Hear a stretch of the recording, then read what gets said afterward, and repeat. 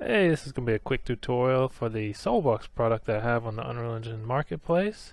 And basically somebody asked me if they could use, instead of having an actual box that you fill up with souls, if they could just add it to their character and fill their character themselves up with souls and then do rewards or something after that.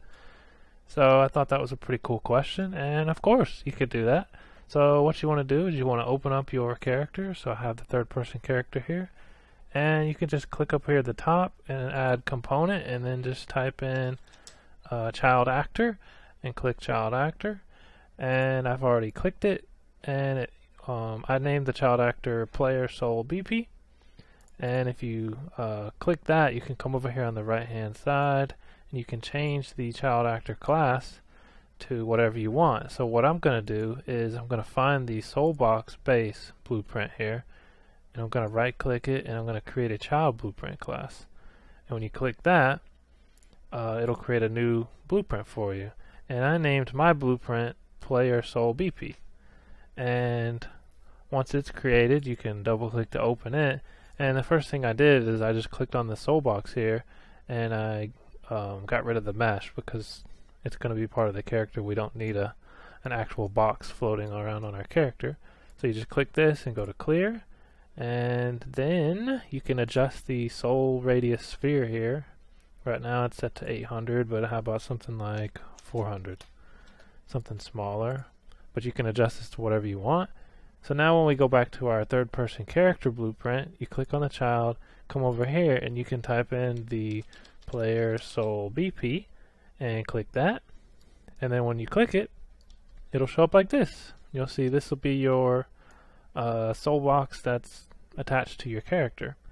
And then if you click the drop down here on the child actor template, you'll have all of the settings for the soul box.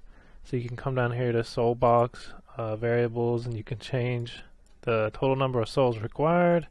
So I'm going to have this to say 2.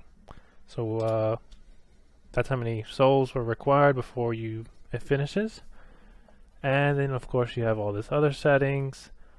You won't be able to set the target actor, and I'll show you in a second how you can change that. Because usually what happens is the box, once they finish, they target something like a door like this, and you can open a door once they're all filled up. But in our case, it's on our actual character, so we're going to do something a little different.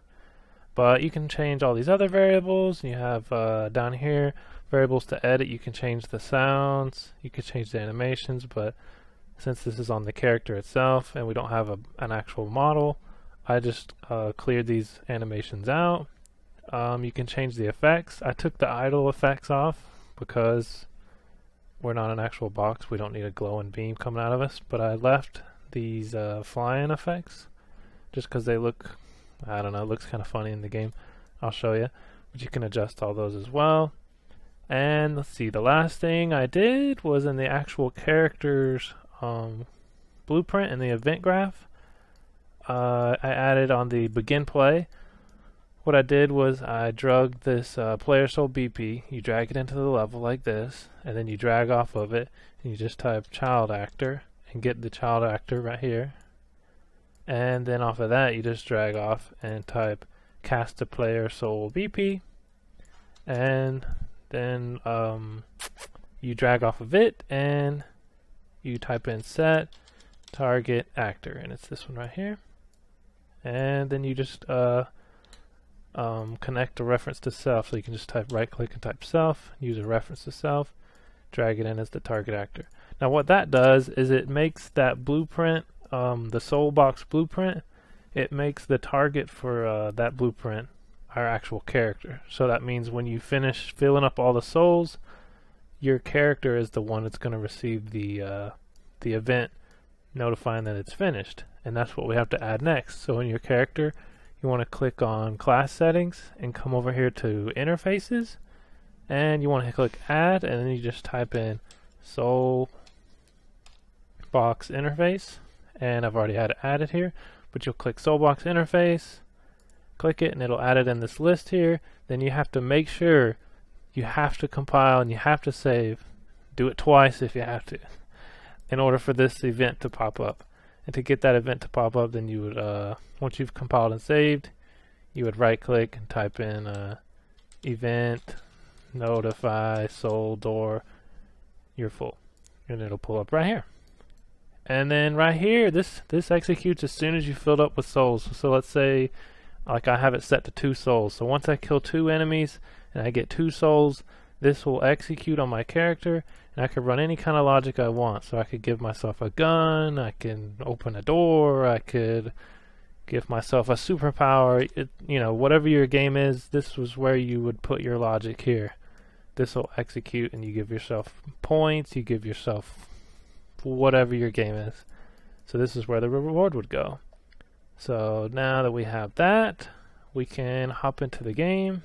But first let me turn on this radius so we can see it, because the radius is hidden in the game by default. So I'll turn it on where we can see it.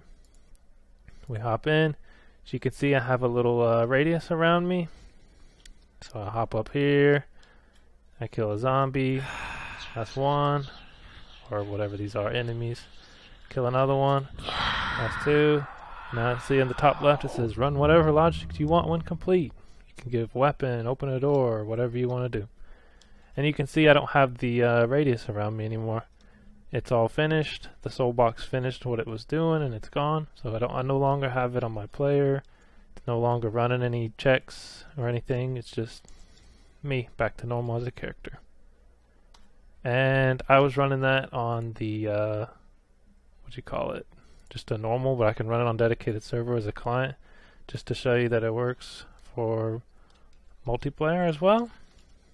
So you hop up here, kill a zombie, wait for another one. As you can see, the effects are playing. It looks kind of funny. I got like purple smoke coming out of my, you know what.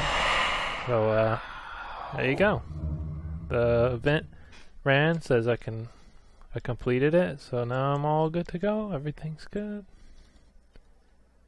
So yeah, that's pretty much it. It's pretty simple. You just add the Soulbox child actor and set the target actor. Now if you don't want the target to be yourself, you can change that as well right here.